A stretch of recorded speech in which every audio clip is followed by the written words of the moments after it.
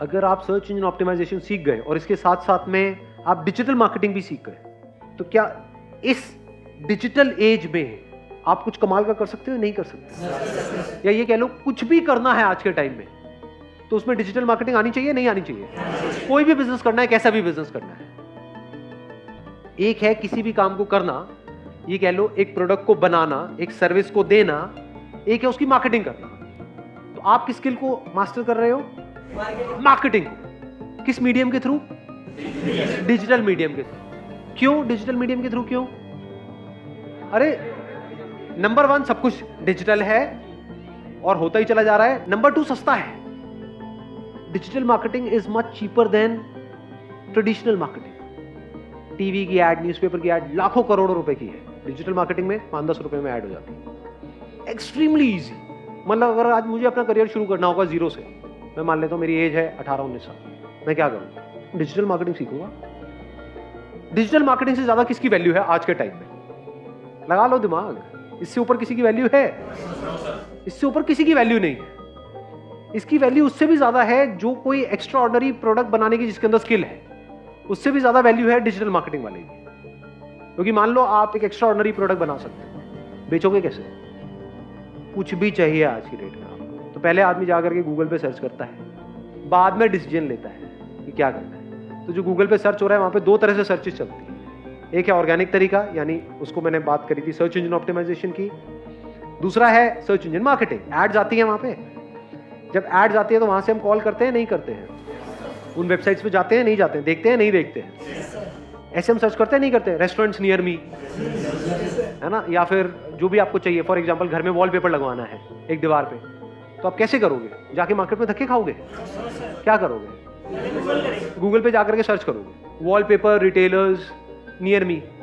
सोचो जैसे ही किसी बंदे ने वो सर्च किया, अगर आपको डिजिटल मार्केटिंग आती है तो जरूरी नहीं है जो वॉलपेपर का काम कर रहा है उसको भी डिजिटल मार्केटिंग की स्किल आती है। ये तो अलग अलग स्किल है ना। उसको वॉलपेपर चिपकाना तो आता है, उसको सैंपल दिखाना आता है, उसको बेचना आता है, उसको मार्केटिंग नहीं आती। मार्केटिंग किसको आती है? आपको आती है, आपने सीख ली है।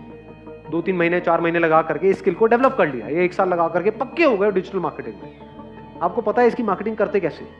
जैसे किसी ने सर्च किया वॉलपेपर रिटेलर्स इन जो भी आपका एरिया है, मान लो नोएडा में रहते हो, आ गया इन नोएडा, और आपकी एड वहां पे टॉप पे आ जाती है, leading wallpaper retailer in Noida, call us for a free home demo. आपने क्या किया? इन वॉलपेपर वालों से और इन फ्लोरिंग वालों से टाइप कर लिया। तो जैसे ही कोई सर्च कर रहा है wooden flooring retailer in Noida, मान लो एड आ रही है। एड किसकी है? वो आपकी है। उसमें किसकी कंपनी का नाम है? आपकी। आपके पास में कॉल आई, आपको डेमो के लिए बुलाया। जिस वक्त आप डेमो के लिए गए, डेमो मतलब क्या? वॉलपेपर लगवाने हैं, ये सैंपल्स हैं, बुक्स होती है वॉलपेपर्स की, पता है ना, देखा होगा आप लोगों ने। या फ्लोरिंग है तो उसके कुछ सैंपल्स होते हैं, तो वो आप अपने साथ में ले गए उस बंदे को। उसका क्या जा रहा है? क्या वॉलपेपर हाई मार्जिन गेम है, लो मार्जिन गेम है? बहुत हाई मार्जिन गेम है। तो उस बंदे से अगर आपने एक रीजनेबल भी टाइप कर लिया है कि भैया 5000 का लगा तो 30% मेरा 70% तेरा, उसका क्या जा रहा है? उसका तो बैठे बैठे काम हो रहा है। और वो अकेला नहीं है, उसके जैसे 20 लोग हैं जो दुकानें खोल के बैठे हैं। किसी भी मार्केट में चले जाओ, वहां पे ऐसे कितने लोग नजर आएंगे ये दुकान खोल के बैठे हुए हैं और वेट कर रहे हैं कि कस्टमर हमारे पास में आए। तो अगर उनको आप काम देने लग जाओ रेगुलर, तो उसमें भी चूज करो उन 20 में से कौन सा बंदा आपको ढंग का लग रहा है, जिससे बात करके आपको भी अच्छा लग रहा है। उसको सीधा बोलो ना कि मैं ये काम करता हूं, मेरे पास में बहुत लोग आते हैं। विजिटिंग कार्ड ही तो चाहिए। जा करके आपने मार्केट में बात करी इन लोगों से, और कितनी देर लगेगी आपके पास लोग आने में अगर आपको डिजिटल मार्केटिंग आती है तो। नोएडा में कितने लोग डेली सर्च करने वाले हैं वॉलपेपर के लिए, फ्लोरिंग के लिए, ऐसे अलग अलग चीजों के लिए? कितने लोग सर्च करते होंगे? कुछ आइडिया है? हजारों लोग सर्च कर रहे हैं। उन हजारों लोगों को आपकी ऐड दिख रही है जहां पर आप जा रहे हो डेमो देने के लिए। ऐड कितने में होती है? महीने का 2-3 हजार, 5 हजार। अगर आपने अपना 5 हजार का भी एडवर्टाइजिंग का बजट बना लिया तो कितने क्लाइंट्स आप एक्वायर कर सकते हो अगर आपको डिजिटल मार्केटिंग आती है तो। अब यहां पे एक चैलेंज पता है क्या है बहुत बड़ा इंडिया में, जो मैंने ऑब्जर्व किया है, लोग एडवर्टाइजिंग को एज एन एक्सपेंस देखते हैं। ये बेवकूफ लोगों की निशानी है। Advertising is not an expense, it is an investment. मतलब उनको दुकान बनानी है, आप जाकर के ऑब्जर्व कर लेना ऐसे लोगों को कि किसी मार्केट में दुकान खोली है, लाखों रुपए इंटीरियर में लगा दिया, बढ़िया से बढ़िया ये है वो है, सब कुछ है, और पूछो आपका एडवर्टाइजिंग बजट क्या है, मार्केटिंग बजट क्या है, कुछ भी नहीं। वो क्या होता है? उनको बोलो मैं आपकी मार्केटिंग करूंगा, 10,000 रुपये महीने का लूंगा, तो कहेंगे भाई मैं नहीं दूंगा। समझ गए?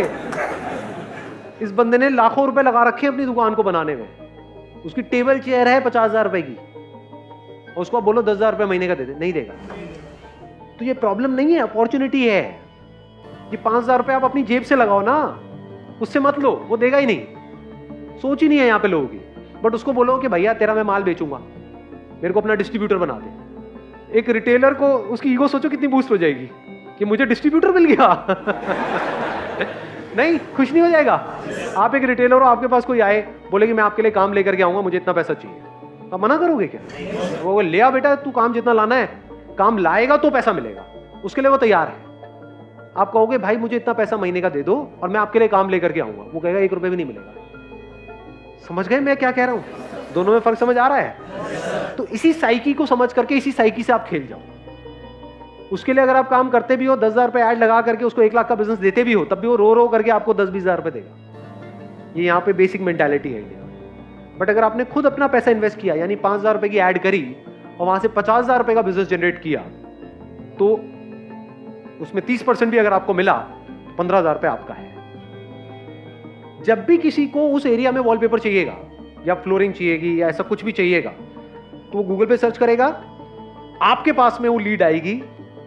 अब आपका आगे टाइप है जिनकी क्वालिटी भी अच्छी है और जो आपको मार्जिन भी अच्छा दे रहे हैं। आप वहां पर जा रहे हो और धीरे धीरे अपनी टीम बढ़ाते चले जा रहे हो। बढ़ानी ही पड़ेगी अगर ये काम एक्चुअल में आपको आता है तो, क्योंकि इतनी कॉल्स आ जाएंगी, हर जगह आप अकेले नहीं जा सकते। दिन में 20 लोगों ने 30 लोगों ने आपको डेमो के लिए बुला लिया, हर जगह अकेले जाओगे क्या? लोग चाहिए। अब यहाँ पे एक और बहुत बड़ा एडवांटेज आ गया, इंडिया में अनएम्प्लॉयमेंट बहुत ज्यादा है, लोगों की कोई कमी नहीं है, कितनी भी टीम बढ़ा ले।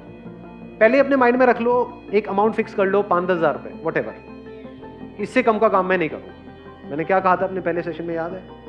बिजनेस में आगे बढ़ने के लिए ना बोलना ज्यादा इंपॉर्टेंट है। ये नहीं कि ये काम करना है जी, यहाँ पे 100 रुपए का, वहां पे भी आप पहुंच जाओ, नहीं 20 रुपए तो आ रहा आने देना, तो फंस जाओगे, फिर कभी कुछ बड़ा नहीं कर पाओगे लाइफ।